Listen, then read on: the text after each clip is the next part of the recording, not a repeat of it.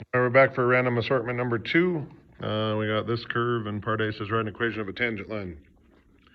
So we need two things to write an equation of a tangent line. We need the point, we need the slope. They gave me a point, negative 1, 1. They did not give me the slope, so I have to take the derivative of this. This is a implicit. I put that in parentheses, so I get y plus xy prime. That's a product rule, equals 0.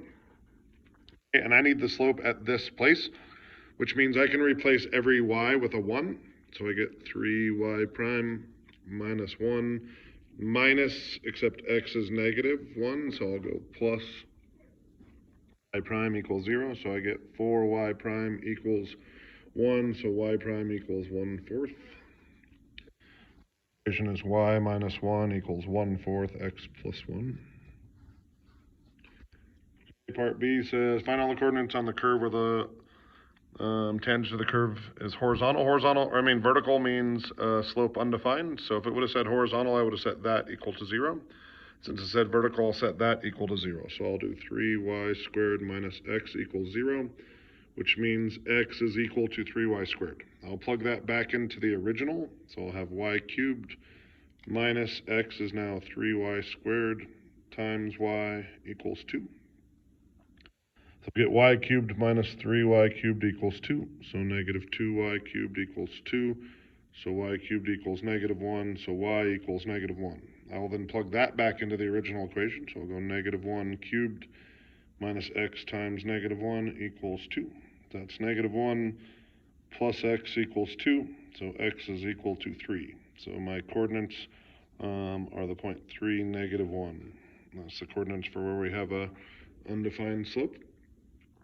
C says evaluate the second derivative. So we have the first derivative, y over 3y squared minus x. So the second derivative, the y prime, derivative of the top, times the bottom, minus the top, times the derivative of the bottom. So I get 6y, y prime minus 1, all over the bottom squared.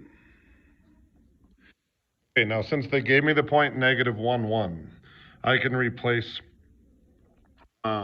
everything there. So every y prime, I've already calculated y prime at negative 1, 1, and that value was 1/4. So I can replace this y prime with 1/4. I can replace that y with a 1, so that becomes 3, minus negative 1, so that becomes 4. I can replace this y with a 1.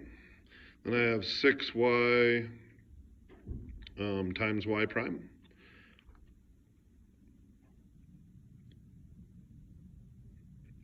So that y is a 1, so that's a 6, and that y prime is a 1/4.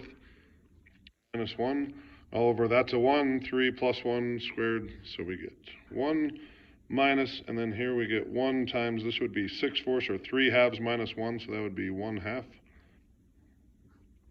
16, so we get 1 minus 1/2 is 1/2 divided by 16 would be 1 over 32.